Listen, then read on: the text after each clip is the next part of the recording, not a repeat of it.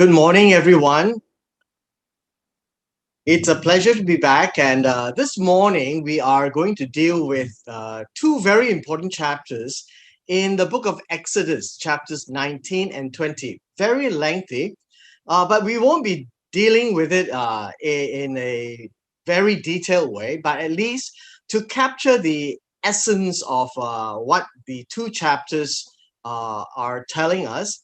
But I also want to share with us the narrative, how it builds itself up. And then when we get into chapter 20, to understand the commandments that God gave to Israel, not so much as from Israel's viewpoint, but from God's viewpoint as why did he give those instructions, or what we commonly call the Ten Commandments, from a viewpoint of knowing God rather than a set of instructions. Because just as many of you are parents, you give instructions to your children, and they only hear your instructions, and many a times they don't like what they hear. But as a parent, your heart is with them, and it's for their good. And so this morning, I'd like to take us into a perspective of seeing why God gave us the commandments, or gave the Israelites the commandments, to know God in a way that God is trying to show himself, right?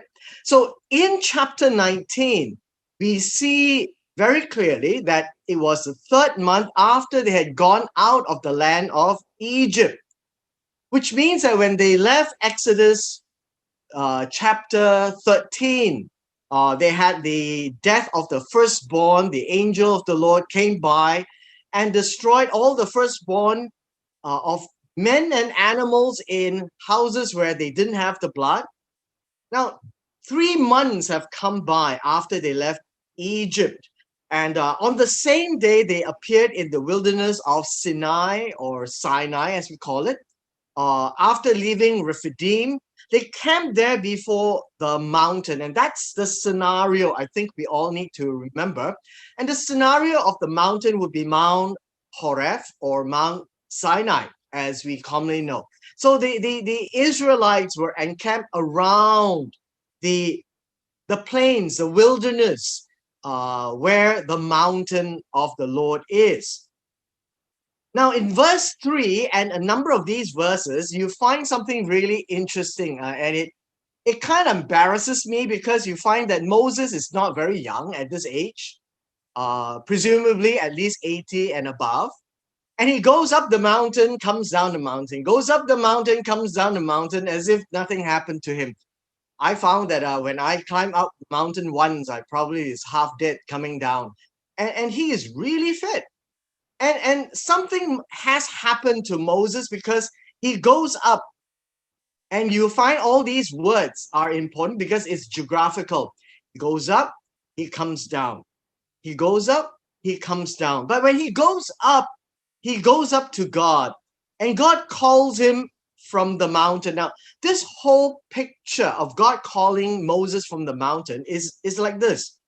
When the Israelites left Egypt, Moses was leading them out, and God was showing them the way through the Red Sea, with a pillar of cloud and a pillar of fire. And what we seldom think about is they're not going around aimlessly. They are heading towards where God is. And this is where God is, being present to them in the mountain, or on the mountain. And so when they are there now, the first thing that God did was to call Moses up. And so it's like God summoning Moses up, and says, "Thus you shall say." And many a times, whenever we read of words like this, I think it's important for us to realize that how should we say, when God speaks, we should be very aware. And when he says, "Thus you shall say to the house of Jacob," God is actually trying to tell Moses, don't make up my words. Tell the children of Israel exactly what I said. And that is something which it, it it brings to my mind that whatever God says, it's very important, nonetheless, but it needs to be very accurate. That it cannot be a paraphrase, and it should not be what Moses interpreted to be. The reason being is that God is a great communicator, and God says, "You just say this to the house of Jacob and tell the children of Israel." And from verse 4, you find that God reflects on the experiences that the children of Israel had. It says, "You have seen how I have bore you on eagle's wings and brought you to myself." These are experiences which God calls upon, and none of the Israelites can say, "I don't know what you're talking about." They all have the same experience of leaving, of seeing God work in Egypt, and then seeing God bring them out of Egypt, and then bring them to this place. And that entire journey cannot be denied. And God says, "This all represents me bringing you to myself." And that in itself is the reason for the journey. Now God tells Moses to say exactly these words. Therefore, if, uh, if is a conditional. If is not a hypothetical here. If is a conditional. And just like any parent telling the children, if you do this well, I will reward you with ice cream tonight, right? And if you bring a report card back with all red ink, not only that you don't get ice cream, you get something else that you don't expect. And so if then else are choices that they have to make. So if you obey my voice and keep my command, my covenant, and that really means to tell the Israelites, listen to God. It's like the parents telling the children, no, listen to what I say. When I say pick up your toys, I mean pick up your toys. It doesn't mean I'll give you an option to ignore me. God really wants his children to listen to him just like any parent and guard his covenant, the covenant that he made to Abraham, Isaac, and Moses, and says, then. So if, then. So if you do that, you will be a special treasure to me above all people, for all the earth is mine. And so God says, if you do this, you listen to my words and guard the commandment and pass it down to the next generation, you know what? You will be considered a special treasure, a special, uh, a special something that God will keep very precious, and that would be treasure. Now, in our days, we seldom talk about treasure. Um, we call things like an apple of your eye or things like that. So a treasure is something which might be a bit foreign to us. Um, I'm not sure whether some of your families have this conservative practice where they have family heirlooms. And family heirlooms may not be worth money to many people, but it is precious. And you take care of it because it was from your great, great, great, great grandmother. And it's been passed down through the generations, and it reminds us of something very special. And that's what God means. No, you are a special people above all peoples of the earth, because the earth is mine. And I want you out of the entire earth because of the promise given to Abraham. And so it says, but you can't be my special people or a treasure if you don't obey my voice. And so that's the condition. Now, following on verse 6 is something that's etched into the minds of the Jews today. And you shall be to me a kingdom of priests and a holy nation. What does that mean? Is very simply, God says that there is a new economy that I want you all together as a group of people in such a company now called a nation. Not just a family, but 12 tribes put together as a very special nation. The word holy literally means special. Uh, God made the Sabbath, the seventh day, holy because it is special. God worked on 6 days, and on the seventh day, he stopped, and that made it a special day. And so God wants to make Israel into a special nation, into a kingdom of priests. Now, the kingdom of priests may be a bit foreign to us today, but in the context of Israel at that point in time, I would dare say that it is probably foreign to them in chapter 19, because the idea of the kingdom of priests and a holy nation was more developed in the rest of the book of Exodus, Leviticus, and Deuteronomy. But in a kingdom of priests, they are to focus on the things of God. And God would appoint a tribe eventually called the tribe of Levi, the Levites. And from the tribe of Levites, Aaron, the brother of Moses, becomes the high priest, and his children becomes the priests. And it comes from that lineage. And it's not that the kingdom is made up of Aaron and his family, but the entire nation revolves around the things that God wants them to do. I put it this way in a nutshell. When God gave these words to Israel, he says, "You are my special people, my treasure, a holy nation, kingdom of priests." I think basically what God is laying down to them is this: my land, my people, my rules. My land, that's God's going to give them. My people, the Israelites, and they have to play by my rules, God's rules. If you don't obey my voice or you don't play by my rules, then no, we have a problem. It's very similar to our families, isn't it? And no, particularly you all as parents and fathers, my house, my rules. You don't let your children run wild and do anything they want.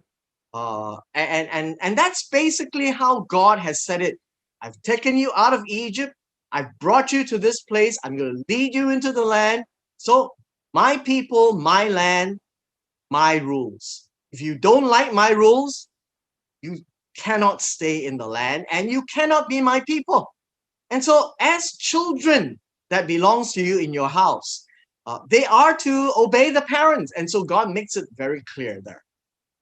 Now, what is important is these are the words which you shall speak to the children of Israel. And Moses must in no uncertain terms say the same. Now, what's important is Moses came down and told exactly what they are supposed to do. And look at what the children of Israel say. All that the Lord has spoken, we will do. The nation of Israel were formalized at the mountain, and they are to submit to their God. And the submission is not saying it in the heart. In the Hebrew terms, everything is very concrete, right?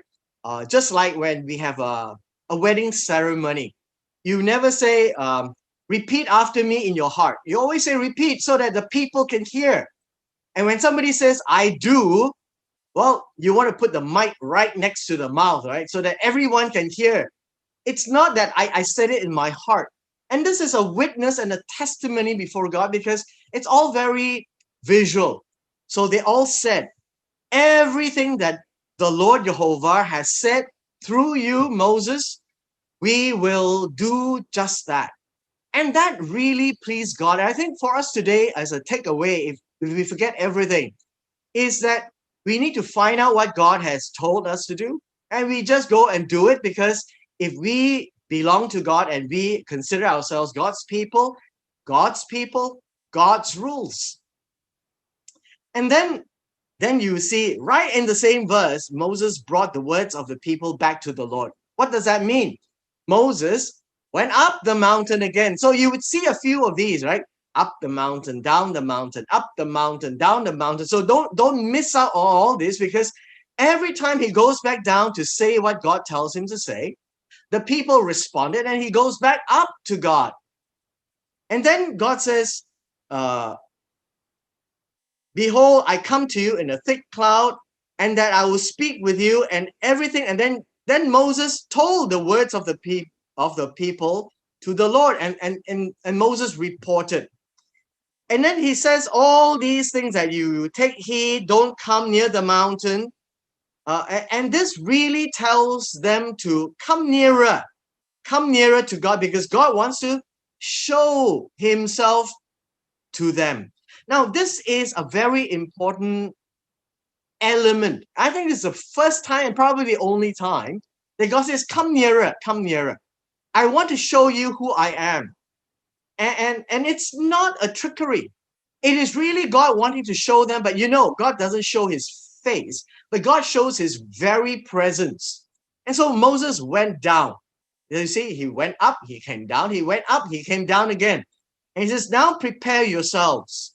And on the third day in the morning, there was thunder, lightning, thick cloud, sound of the trumpet. And the people in the camp were trembling. They were very scared because they've never seen this before. And suddenly, they are beginning to realize that when Moses brought them out of the camp to meet God, and they stood at the foot of the mountain, the entire event is a very physical, real experience of the presence of God. And at this time, Mount Sinai was completely in smoke, thick clouds, because the Lord descended upon it in fire. Now, these are all representation of how God appeared to the people. Smoke, blast of the trumpet, and so on and so forth. And so Moses spoke, and God answered. Then the Lord came down from upon Mount Sinai on the top of the mountain. Literally, what it means is God was hovering on top of the mountain, and he descended. So it's resembling the clouds coming down and sitting on top of the mountain. And the Lord called Moses to the top of the mountain, and Moses went up. So he went up, he came down, he went up, he came down, and he went up again. Now, in this time he went up, God says to him, go down and warn the people, do not break through the barrier, lest they perish. Although God wants them to feel the presence of God, to experience the very presence of God, they are not to come any closer. And then let the priests who have cleansed themselves come a bit nearer, which means that we have a 3-tier, right? Moses up the mountain, the priests, and then behind them, the people. So the people cannot come out to Mount Sinai. There are boundaries. So God is now setting up rules, you see? God's people, God's rules. God's worship, God's rules. How God wants it to be, he tells them. I think this is something that we can really ponder heavily, because God doesn't allow the people to do their whims and fancies. Why? Because it's God. It's God who is there, who rescued them, delivered them, and wants them to do specific things. It reminds me, when we go and see the Agong, I'm not sure whether you've met the Agong before, but when you go into the palace, you can't go in and wear anything you want and do anything you like, right? You enter into the house of the king, it's the king's rules, the king's protocol. So when you come near to God, it's God's rules, God's protocol. And so Moses went down. So he went up, came down, went up, came down, went up, and then finally came down. Now, this is what I wanted to spend some time with all in chapter 20. When he came down, he told the people some very important things about what God wanted them to know in chapter 20, what we commonly call the Ten Commandments. But I want to take us from a viewpoint of God introducing himself to his children. And so when we look at this, not as Israelites, I don't know, the Israelites received this as the Ten Commandments, but today when we are not Israelites, what can we take away from these sayings of God that is so important? The words of God that Moses is saying, I is Jehovah your God. And God comes out and tells us there is nothing else, nobody else. There is an only God that you only need to know. And you have experienced him taking you out of the land of Egypt. You shall have no other gods towards my face. No other, meaning there is only one God, and don't treat anything else as Elohim. The word God here, by the way, it's the same word, Elohim. Elohim in Hebrew is a generic term. You know, it's the mighty ones. And so I'm the Lord your God. Your God. I took you out of Egypt, so you belong to me. You are my people. I'm telling you this, my people, my rules. And my rules is this: you can't go and have anything else. Why is God so concerned? Because they came out of Egypt and they've spent a couple of 100 years in Egypt, and they would have learned all about the gods in Egypt too.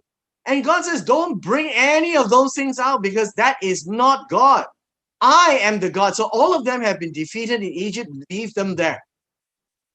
And why is this important? Because God wants us to have singular focus on the true and living God. And so he gives descriptions. Don't make carved images, no likeness of anything. Don't bow down, don't worship, don't serve them.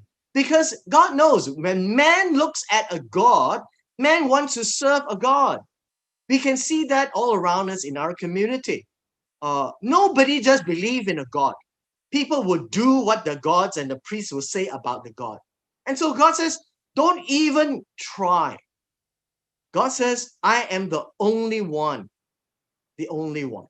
So don't bow down, don't listen to them, because I am the Lord your God. I'm a jealous God.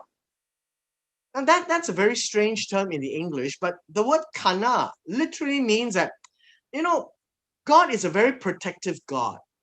He's brought you out of Egypt, and he's like the mother bird in the nest, and the mother bird will want to protect the baby birds from praise, from enemies.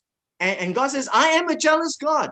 If I am here to protect you, you cannot go and depend on other people, on other gods or other things. And that if you do, then God will visit. The word pakad is very interesting. God can visit with goodness. God can visit with judgment. And when there is iniquity, God will visit with judgment. But God will show mercy to those who love me and keep my commandments. So the mercy of God is shown to those who listen to God and keep his commandments. Remember, if you hear my voice and keep my commandments, then you will be a special treasure to me above all people. And God blesses those who listen to him, who loves him. And these forefathers are the ones who will continue. And the ones who continue are the ones who enjoy the presence of God and the blessings of God. And that's the first part. Now, the last part of this is the name of the Lord. Don't take. The idea of take is to lift up, by the way. And it's not about pronouncing the name of God. I know the Jews have this peculiar way, we don't speak the ineffable name of God. So Yod He Vav He, or we call him Adonai or Lord, as we have here, is good enough. But that's besides the point. Name in Hebrew literally means the character. Uh, like Orientals, we are very peculiar about giving names. You don't simply give names to a child. And God's name reflects God's character. And so God tells them, don't lift up my character in vain. Don't treat it as nothing. And so the Israelites, at this point in time, if you take it from the Israelites' viewpoint, God is telling them, when you go around, you actually represent me. And don't treat my name as no value, meaning it's of no consequence. People must see God through Israel. And I suppose even in our context, if we believe in God, we are his people today. What we do matters.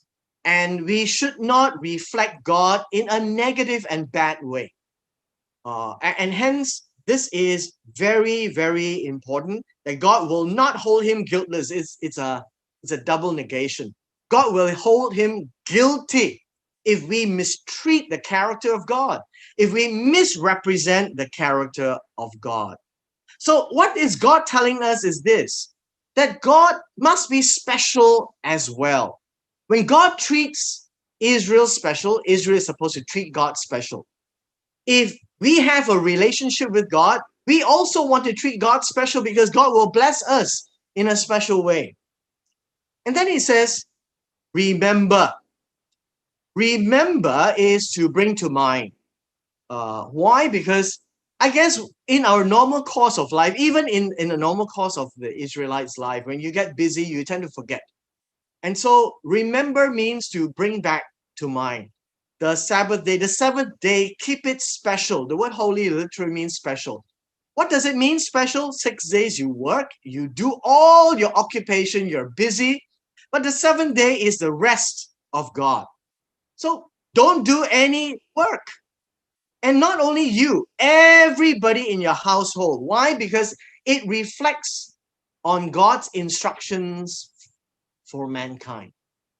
And I think it's good that we should remember the day of rest. That we don't work for 1 month and then try to recover because we'll be recovering in the hospital instead. And so God gives us this whole idea to remember what God did and set as an example that we now learn as people who were created by God, to learn to live as God has told us to. Now, with that said, the next few verses speaks about how God wants us to live with man. Now, how God wants us to live with man also reflects on how God views mankind. How God views them dealing with each other also reflects on what is important to God. Well, the first few verses says that God is important. I don't think we can miss that. Why is God important? Because he has done certain things. That he is the only true God. That you cannot have any other gods in his face. And he will visit with his judgment. And so he says, don't misrepresent God. And all these are important words because God's people needs to have God's rules. But amongst the people, then God says, you know what? You are not the only one living in this world. You're not the only one in this community called Israel. We are not the only ones in this community who believes in God. And how does God want his people to reflect the name of God? The first one is honor your father and your mother. I think many of us might be caught off guard. Why suddenly God brings up the father and mother? Because in the Hebrew context, which is very similar to Oriental context, the father and the mother gives birth to the children. The father and mother raises the children. The father and mother protects and nourishes the children. The father and mother guards and teaches the children. And as the children grows up, God wants them to remember the father and mother, but the word here is honor. Honor literally means to put weight, put importance, to focus on them. It's very similar to the Chinese word 看重, that you really place importance and value to the father and mother. And because they will leave their father and mother and become the new fathers and mothers of the new family. And hence, that would be the way God wants them to live. And they will live long in the land which God is giving you. And so, God wants them to reflect that culture, the culture of always remembering your father and your mother. And even though when they leave their father and mother and cleave to each other, they will become the next father and mother, and they have to do the same to their children. And God tells them, don't intentionally strike and kill another person, especially so when that person is innocent. Now, in the course of the history of Israel, there are people who kill innocents. And God says there is a penalty to all these things. Do not do that because it becomes chaotic. Do not intentionally kill an innocent life. Now, where did this come from? Genesis chapter 9. This is not new, basically. All of these are not new. All of these have been developed in the book of Genesis and now formalized in Exodus chapter 20, and then eventually developed and expanded in the book of Leviticus and Deuteronomy. And so many of these things have been in practice, but now it is made into a code to govern the nation of Israel. Why? Because the neighboring nations, the Canaanites, the Ammonites, the Moabites, the Egyptians, the Assyrians, the Edomites, and everybody else, they don't follow this code. This code is now given to them to differentiate them from the rest. That when one believes in Jehovah God, like Israel, they know this God being a very different God. And so they see Israel as a very different nation. And so holy nation. When we obey God, we are seen as strange people by our neighbors and friends. This is what kind of a person are you? Well, you honor God and you do as God says, and you'll be different from the rest of the world. You shall not take another woman's wife as your own. Don't take someone or a woman who belongs to somebody else. If you want a wife, find someone who doesn't belong to anyone else. So committing adultery has become a prime factor in the entire discourse, mainly because God uses that as an example to the nation of Israel being married to God. And so God doesn't want the nation of Israel to play the harlot, to have other husbands. So don't commit adultery has been the community practical instruction. And so that is the point. When God says do not commit adultery, there's only one special people. You shall not steal. And by stealing, it means to take by stealth. What do you mean by take by stealth? Well, you take without anyone knowing. You take secretly. You take it where nobody is aware. And that's stealing. Now, what's the point about stealing? Because it does not belong to you. See, the rest of these words from verse 13 to verse 17 is regarding how you live amongst a community when there are people who live around you. They have their own lives. They have their own wives. They have their own barang-barang. And you shall not bear false witness against your neighbor. Don't say lies to cause your neighbor to be a victim. Don't testify wrongly and cause your neighbor to suffer. Why? Because That will be chaos. You shall not covet your neighbors. Now, the whole idea of covet is take for yourself what you don't own.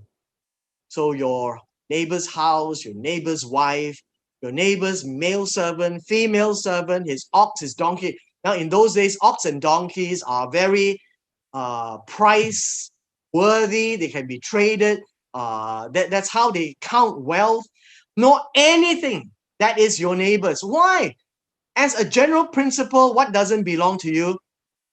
In all these words here, stay away. Not yours, don't take. So your neighbor has a new Ferrari.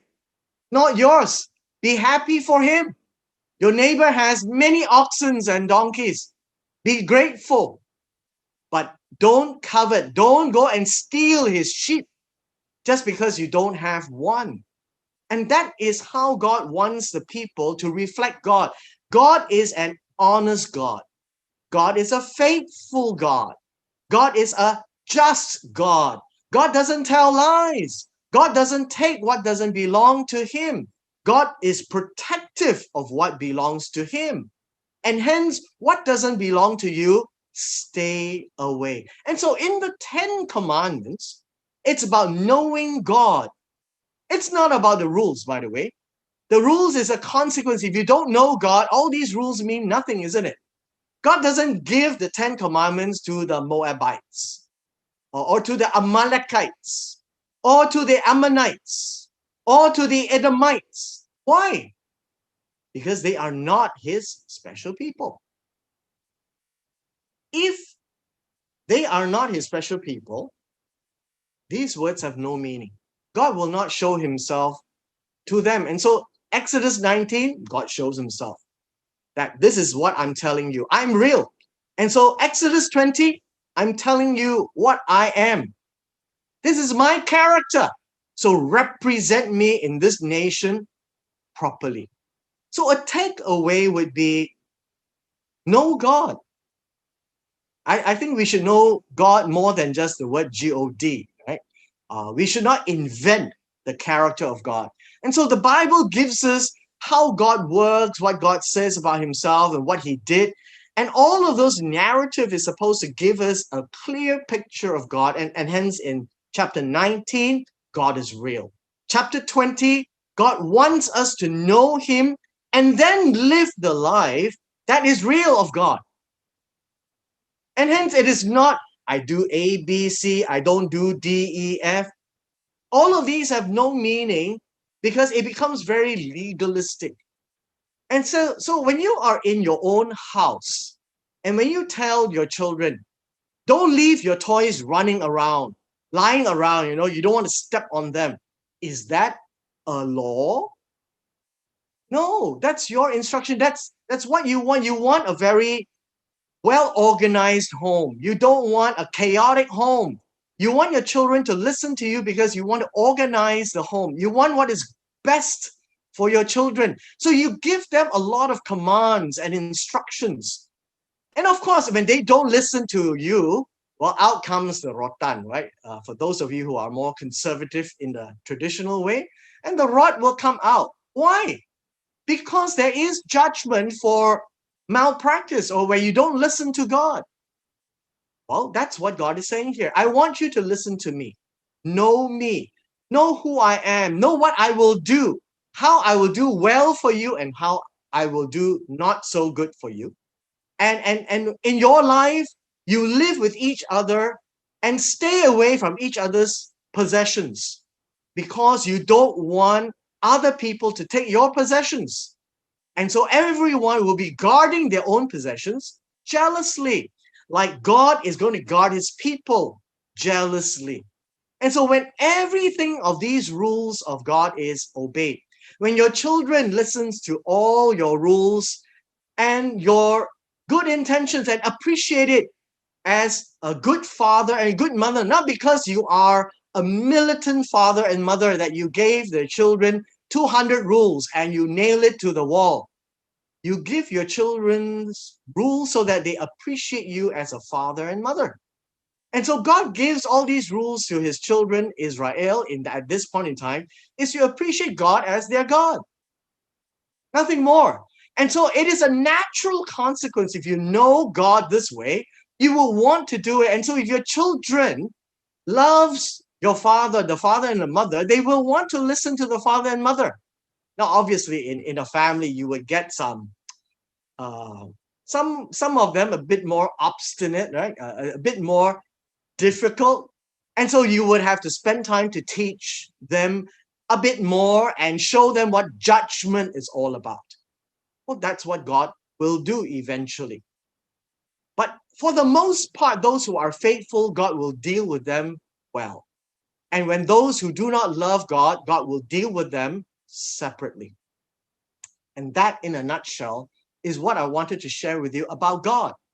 Know God, and you will do what reflects God in all these ways, to honor the father and mother and to stay away from other people's possession. Their life, don't take. Their woman, don't take. Their possessions, don't take. And don't make a point to tell lies, because that is not God's character. And so be happy with what you have. And that, in a nutshell, is the Ten Commandments. Now we have a few more minutes, and I want to just bring you down to the last section. The people is afraid of God's presence, and that is important. The idea here is God has come to test you, that his fear may be before you, that you may not sin. This is the last part of the Ten Commandments. We don't normally read this, but I want to point out to you that this is the last part of the Ten Commandments, because God wants to see whether his people will respect and honor his words. And the idea here is God wants to put his fear before them, that they may not sin, that they will choose not to go against God's words. Why is his fear so important? I recall in my days, my dad is a very conservative Chinaman, I would say, right? To him, the instructions needs to be obeyed, and if you don't obey it, out will come the rotan. And he is a very well-prepared man as well, because he doesn't have one rotan, he has many spares. Just in case one breaks, he has replacements. And so the idea wasn't because he wanted to beat me every day. But you know, when you have a rotan at home and you show the rotan, the fear of the Father is in me, that every time I make a decision, I'll make sure that I will make it in a way that I would not displease him, so that I may not sin against him. Well, one day I did. Well, I was probably 6 years old, and I was in school in kindergarten, and I decided to walk home. And so I did. Now, of course, my dad didn't want me to walk home and cross the main road and stuff like that, but I got home safely. And when he came home, I thought he would be proud of me that I was mature enough to come home. Well, he thought very differently. He took up the rotan, and I never forgot that lesson, because the fear of him is still in me, although he's no longer around, that I will not do what he doesn't want me to do, because he gave me an instruction, but I thought differently. I thought I knew better, right? At 6 years old, I'm old enough to do what I want. But the fear of the Lord, the fearing God, is not about trembling and don't know what to do. The fear of God is that we need to know God and make sure we do what God wants to do, so that we do not go against it and miss doing what he wants us to do. That's what sin here it means. Now, the last part here would be a preamble to the next chapters. Since we are here at this point in time, I just want to point out to you that the altar to the Israelites is very unique. God wants them to make an altar that is different from all the altars around them, different from the Sumerians, from the Assyrians, from the Egyptians, and from everybody else. And so he says, make me an altar of stone, but do not build it from hewn stone, meaning don't chip it out. It is one piece. All right. And then you shall not go up by steps to my altar. And so the altar of God works this way. There is an altar, but the altar of God needs to have a ram.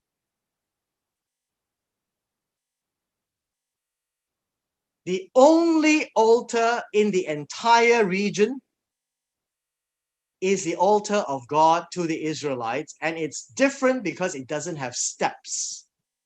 Everyone has steps. If you go to the ziggurats of Babylon, if you go to the Mayan pyramids, if you go to any of the pyramids, they are all steps. But the altar of God is a ramp. And so whenever you see depictions of an altar of God, if it's a ramp, it will follow the law of the altar. And so I'll leave that as a preamble to your next chapters. But more importantly is, I want to lay this as a concluding remark. God's people, God's rules. I don't think there's any other way to express it. And the idea here is, if we belong to God, if we know God, I think that is a very natural consequence. God will not be God if we do what we want.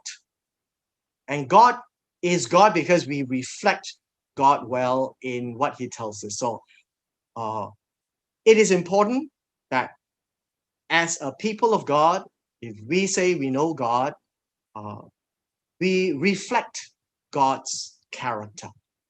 And don't do what God doesn't want us to do. Stay away from other people's things. Be faithful, be just, and be honorable. And so in so doing, we reflect the great God that we worship. And may God bless all of us through the reading of these two chapters.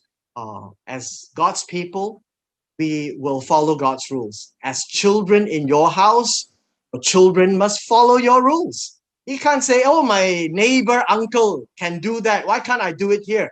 And you know how you feel about that.